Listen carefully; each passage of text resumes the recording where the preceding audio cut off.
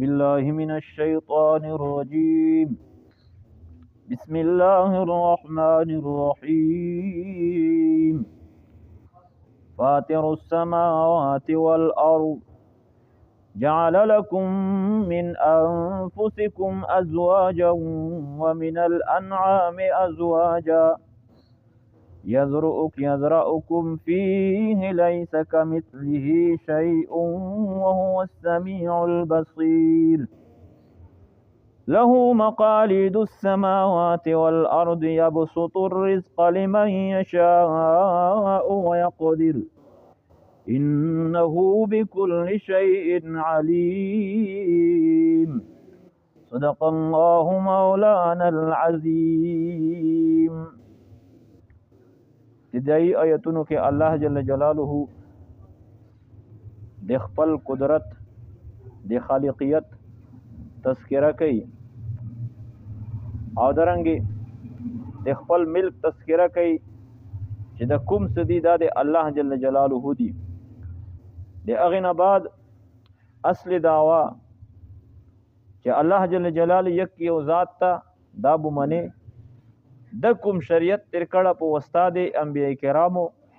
نو د هغه دعوی تسلیم بام کوي. نو هغه تشیو د هغه التکه دویت النبات تذکرہ دو. نو الله فرمای فاطر السماوات والارض پیدا کون کدا الله جل جلاله د اسمنون لرا والارض او د امزک لرا هر شی چا خو جوړ کړی. اسمون ته موږ رسیدای نشو د اسمون چا جوړ کړی دا لہذا دا به منی چې دا الله پاک جوړ کړی دا درنګ د امزکی دا چا جوړ کړی الله چې دا مو جوړ کړی دا به من دې کې شک او شوبان ارسال الله جوړ کړی. جعل لكم من انفسكم ازواجا الله پاک پیدا کړی تاسو دې پورا من انفسكم د نفسونو دې تاسو نه ازواجن جوړې. نو اول الله پاک آدم علیه السلام د خوري نه پیدا ک په خپل کامل قدرت سره. بیا آدم علیه السلام خو بولو د منزل اهل ایسر د اگسه پشتۍ نه د کومه پشتۍ کې کاژا پشتۍ دو نو د دغه نه په خپل کامل قدرت سره حوا علیه السلام پیدا کړه. بیا د هغه نه پس ته دنیا ته چې کله رغلی دي نو الله پاک څومره اولاد دا پیدا کړه ده او تر نن پورې تناسل جاری ده. ومن الانعام ازواجا او د اذن ورونه الله پاک ازواجن جوړي پیدا کړي نر او مادای پیدا کړي دي. یزرعکم فیه الله جل جلاله تاسو دې کې پیدا کړي لیس کمثله شیء نشته د په مثل دی الله پاک شیء اس شیء یا لا مثال له د الله جل جلاله سم مثال نشته د هر څه مثل موجود وي د الله مثل نشته دا ولم یکن له کفوا احد د الله پاک سره هیڅوک هم همسره نشته برابر نشته دا. وهو السمیع البصیر الله جل جلاله اوریدونکو ذات ته چې څه هم ویای شي څوک څه یی دا ټول الله اوري. البصیر انسان دمرا کمال تورسیږي چې زاو ته دلته کې په ټلیفون خبرې کوو هلته کې هغه د ایموت ته کنیکشن لګوله دا خبرې ریکارډ کیږي هم جمع کوي دا یوري په اسلام آباد کې او پنډای کې پروت ده دا کلونه دا ټول دا ډیټا چې ته نه روزي وایس ته هم مربوسي چې کوم څه ته غږېدلی نو دارنګې الله جل جلاله موږ ته د اول نه ویل چې د هر څه مې محفوظ کړي دي وایس هم او د څه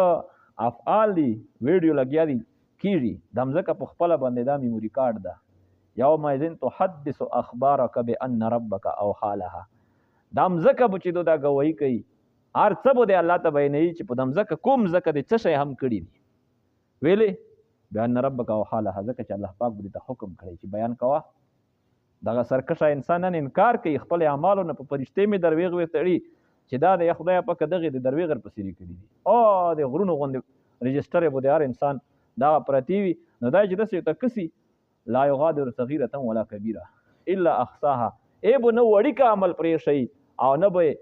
غټ پرې شي الا ټول به لیکل جمع کړی نه چې مال هذا الكتاب دا څرنګه عجیبه عمل نامې دي